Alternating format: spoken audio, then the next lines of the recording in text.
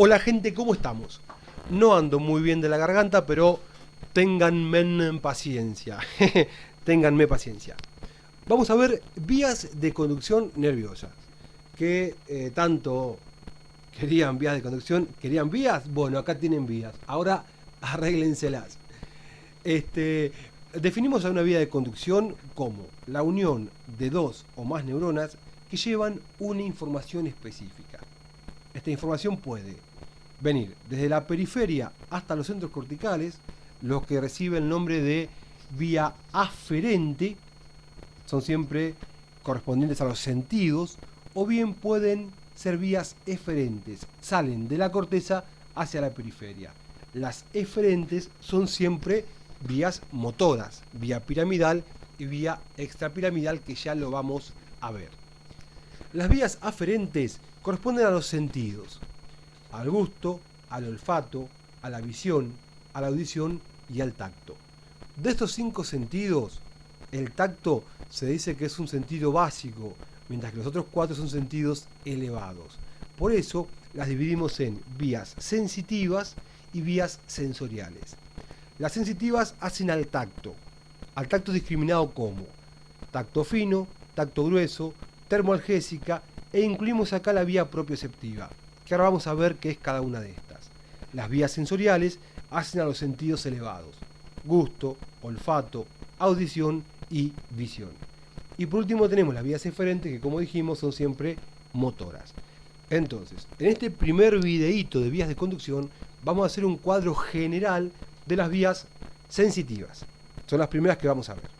Entonces, decimos que las vías sensitivas tienen una serie de neuronas que se van sucediendo, donde la primera neurona está siempre en el ganglio raquídeo, a nivel de la médula, y la última neurona está a nivel de la corteza cerebral. De esta manera ponemos a este nivel las neuronas con los haces que las comunican, y a este nivel, en esta columna, vamos a poner las diferentes vías: el tacto fino, el tacto grueso, la vía termoalgésica y la vía propioceptiva. Tacto fino y tacto grueso, ¿qué significa esto? El tacto grueso es aquel tacto por el cual yo tengo una primera y grosera noción del objeto que estoy palpando.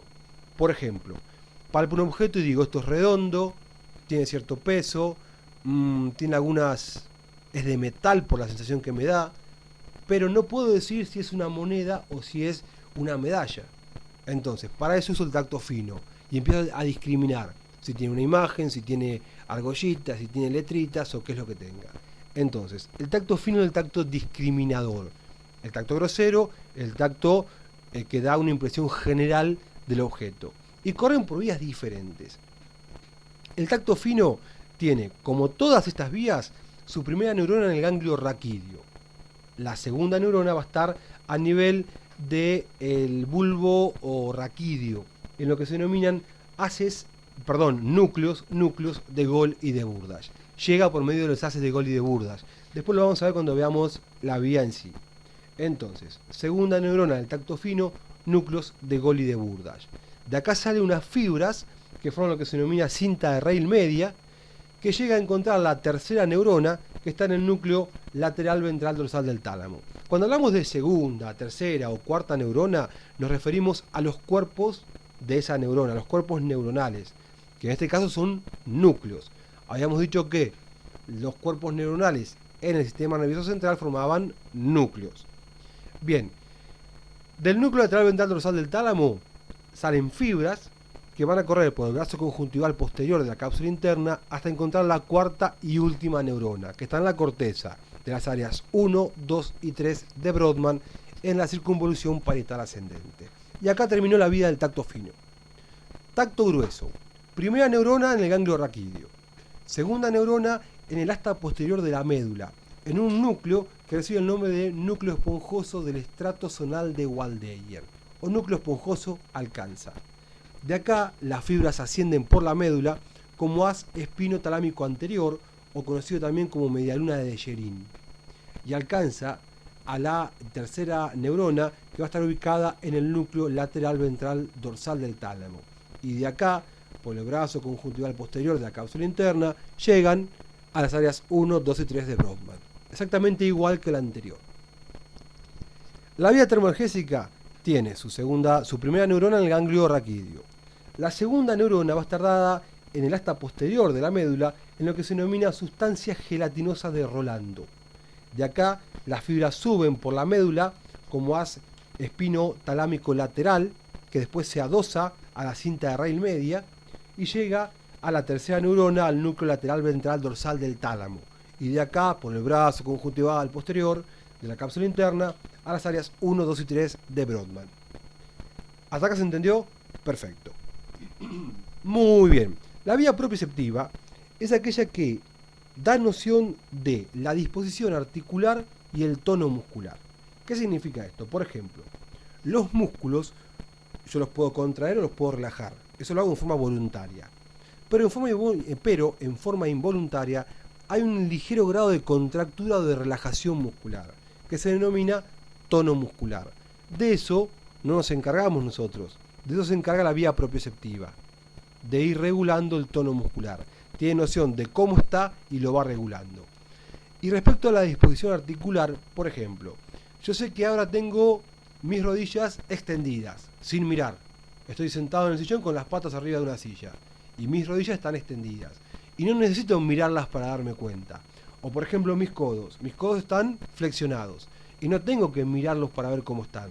¿Por qué? Porque hay una serie de terminales que llevan información a mi cabeza y le dicen, che loco, el codo está flexionado, las rodillas están extendidas. Eso se llama vía propioceptiva. Da noción del tono muscular y la disposición articular. Ahora bien, puede ser de dos formas.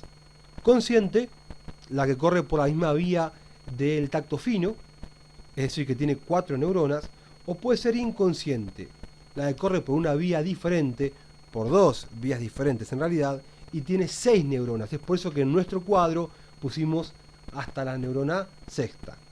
Entonces, vamos a ver que la vía propioceptiva inconsciente puede ser directa o cruzada, respecto de si se cruzan o no se cruzan a nivel del cerebelo. La vía propioceptiva inconsciente directa tiene, como todas estas, su primera neurona en el ganglio raquídeo. La segunda neurona está en el asta posterior de la médula, en lo que se denomina núcleo de Clark-Stilling. Y de ahí las fibras suben como haz espino-cerebeloso directo, o de Fleschig, al cerebelo. Ese haz corre por el pedúnculo cerebeloso inferior y llega al vermis, al arquicerebelo del vermis. De ahí pasa al mismo cerebelo, donde está la cuarta neurona, a los núcleos globoso núcleos globoso y emboliforme. Me trabé con el I y la E. Entonces, la cuarta neurona está en los núcleos globoso y emboliforme, que pertenecen al paleocerebelo. De acá salen las fibras por el pedúnculo cerebeloso superior y van a encontrar a la quinta neurona, que va a estar ubicada en el núcleo lateral ventral medial del tálamo. Y de ahí corren por el brazo conjuntival posterior de la cápsula interna a las áreas 4 y 6 de Brodmann. La vía propioceptiva inconsciente cruzada tiene su primera neurona en el ganglio raquídeo, su segunda neurona va a estar en el núcleo de Betcherev, se llama así, está en el asta posterior de la médula.